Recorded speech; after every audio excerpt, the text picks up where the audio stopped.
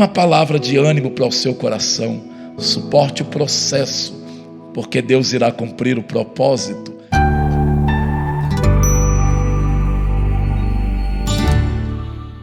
Essa é mais uma mensagem do projeto Palavras de Vida. Sou o pastor Newton Jorge e tenho uma mensagem para você. Um dos textos que eu mais admiro na Escritura é Atos dos Apóstolos, capítulo 9. E eu disse um dos textos, porque a Bíblia essencialmente é maravilhosa. E em uma narrativa de grandes testemunhos aparece o verso de número 36, que diz: Ora, havia em Jope uma discípula chamada Tabita, que significa Dorcas.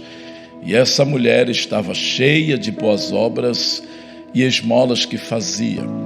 Ela me chama a atenção, primeiro, pelas qualidades que o texto a apresenta. Diz-nos a Bíblia que ela era uma discípula. E isto era algo novo para aquela época patriarcal, porque dentro do conceito judaico, os talmidins, ou os discípulos, eram homens e não eram mulheres. Mas aparece o Mestre Jesus, abrindo uma nova escola de discipulado e não fazendo a acepção de pessoas, e dando oportunidade às mulheres. E o texto vai dizer: ela era uma discípula, quer dizer que ela andou com Jesus, quer dizer que ela esteve com Cristo, viu Jesus, ouviu Jesus e esteve de perto assistindo às operações de maravilhas que Cristo fazia. Uma discípula, porque quando Jesus faz o convite ao discipulado, ele não estipula o sexo, ele simplesmente diz: quem quiser, tome a sua cruz e siga-me. Quem quiser, é o conceito do convite, não para uma classe, mas para aqueles que querem. Eis aí uma das marcas de excelência de Dorcas ou Tabita, porque ambos os nomes significam a mesma coisa. Corça, um animal que anda nas alturas. Um nome identifica a cultura grega, o outro nome identifica a cultura judaica, dando-nos a entender que ela tem livre acesso na cidade portuária de Jope a essas duas nações, tanto para os judeus quanto para os gregos. Ela era aquela que repetia o que aprendeu com Jesus, uma discípula e não uma seguidora apenas, alguém que estava seguindo as pegadas do Senhor. Isto é importante, mas outra coisa que vai nos revelar sobre esta senhora é que ela era acima da média. Ela não se media pela vida dos outros, mas era notável no que fazia. Diz a Bíblia Sagrada que ela, a discípula Tabita, ela estava cheia de boas obras. E é tão lindo isso que o texto vai nos informar que esta senhora, ela utilizava-se de uma agulha, e a sua agulha fazia ou tecia capas e roupas para aquelas viúvas e os órfãos que ficavam na cidade, pois os seus maridos e pais saíam para a voragem do mar e se perdiam. E então ela vê aí um ministério para trabalhar com viúvas e com órfãos. Ela não tem um dom de profecia, também não tem uma pregação extraordinária, também não é usada nos sinais e maravilha como os apóstolos, mas ela tem uma agulha, e a sua agulha faz a diferença. Isso mostra que não há desculpas para fazer a obra de Deus, não há desculpas para se entregar para a obra do Senhor. Deus pode te usar na sua profissão, Deus pode te usar no seu talento, como a música, como a escrita.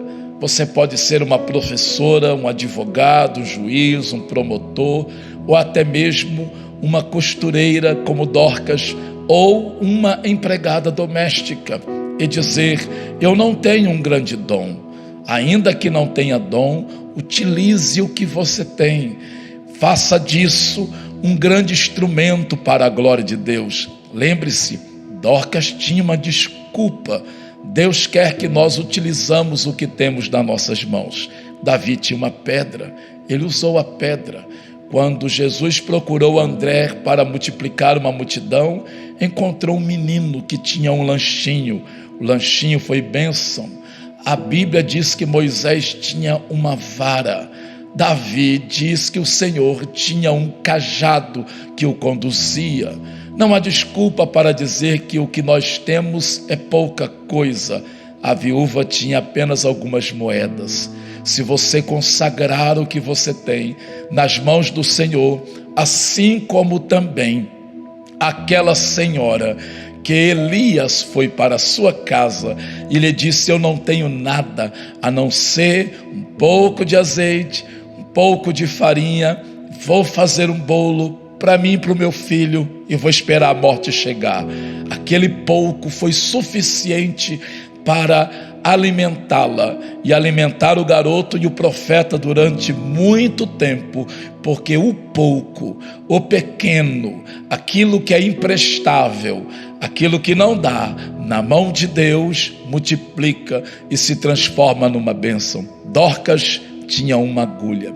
Agora veja que o texto, ele não apenas traduz para nós as boas qualidades de Dorcas. O texto diz que Dorcas, essa discípula extraordinária, ela adoeceu e veio a falecer.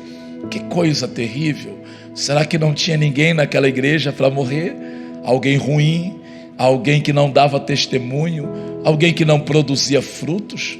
Por que Deus foi retirar aquela que estava fazendo, aquela que produzia, aquela que imitava Jesus? Essa é uma das coisas que a Bíblia não nos explica, mas todavia nos deixa um tanto preocupado, porque uma das grandes lições que nós aprendemos concernente a Dorcas é uma pergunta: por que coisa ruim acontece com gente boa? A Bíblia diz que o sol brilha sobre todos e que debaixo do céu as ações divinas são para todos, mas todavia aqui tem um negócio que me dá um nó na cabeça. Por que coisas ruins acontecem com gente boa? Quanto mais eu oro, mais eu sofro.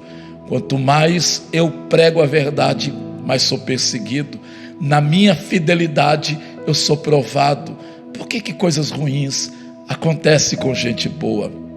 Entenda isso, que aquele que não compreende o propósito não entenderá o processo. Deus tinha um propósito para a vida de Dorcas e para a igreja de Jope. Todavia, Dorcas é quem teria que passar o processo. Uma palavra de ânimo para o seu coração: suporte o processo, porque Deus irá cumprir o propósito. Não fuja do propósito, aceite o processo e você vai ver o que Deus vai fazer na sua história. Olhe ao redor de Jope, geograficamente falando.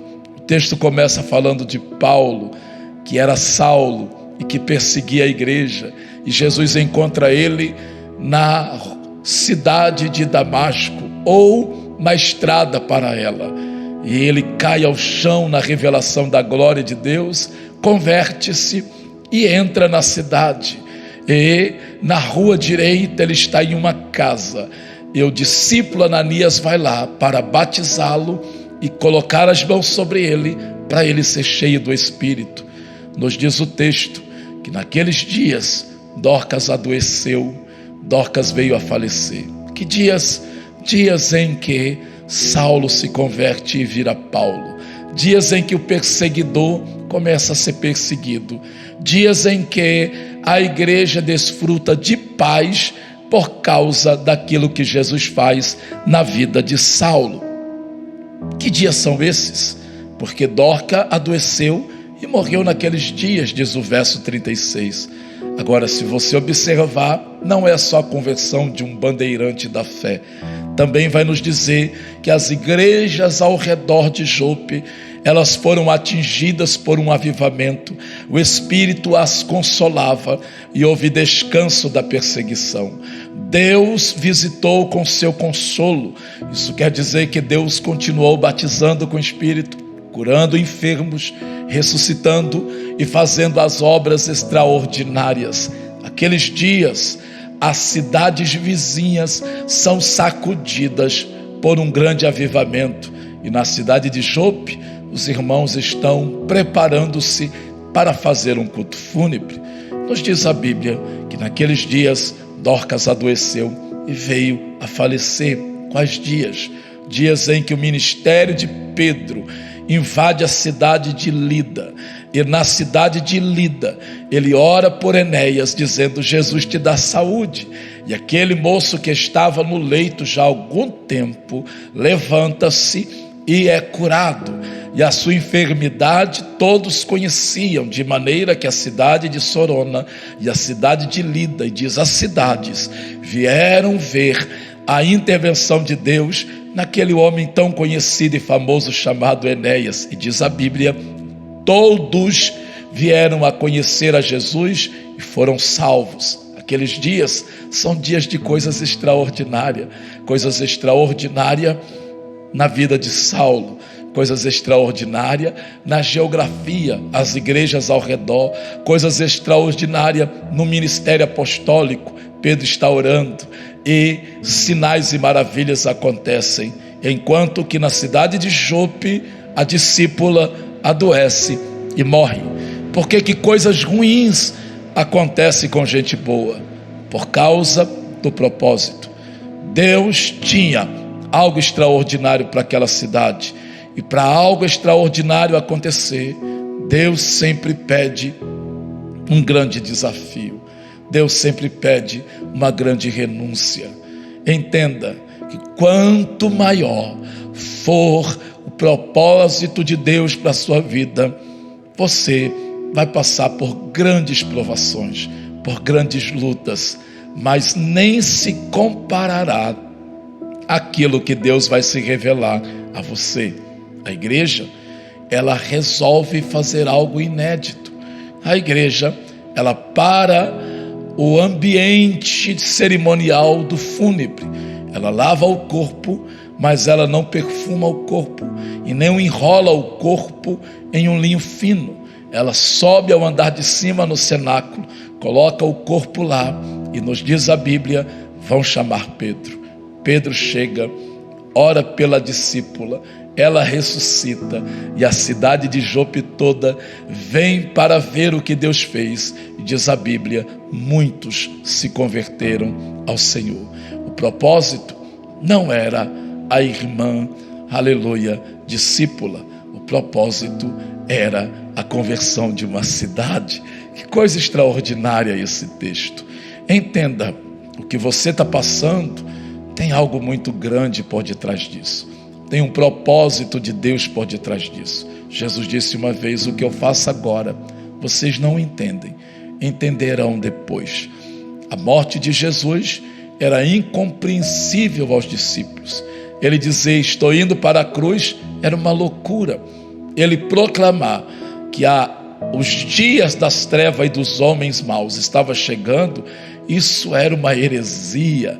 Afinal, ele era quem era. Todavia ele disse, o que eu faço agora, não sabereis, mas sabereis depois.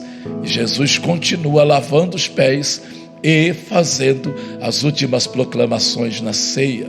O que ele estava dizendo é que ele estava preparando os discípulos para pós-calvário, para pós-cruz, para a vida junta, vida de comunhão. Às vezes nós temos essa incógnita, o que estás fazendo, Senhor? Por que estás fazendo, Senhor? Os porquês não são para nós, são para Deus. Para nós são os paraquês. Deus tem uma grande obra a fazer na sua história. Assim como Deus visitou Jope, ressuscitou, fazendo algo inédito, porque desde a ressurreição de Cristo ninguém recebia a ressurreição. 8 anos após o Pentecoste, está o poder de Deus se revelando e levantando da morte a discípula amada. A palavra de Deus para você é essa, nesse tempo de grandes tribulações e incerteza. Deus vai visitar o seu coração. Não se atemorize, porque coisas ruins estão acontecendo com gente boa. Deus tem um propósito para todas as coisas, diz Eclesiastes 3, debaixo do céu. Aprenda, o processo dói, mas ele vai trazer um benefício de excelência. Deus abençoe seu dia, Deus abençoe sua noite, Deus abençoe sua tarde, ou seja lá a hora que você estiver assistindo esse vídeo, e Ele coopere para o bem através dessa provação. Paz.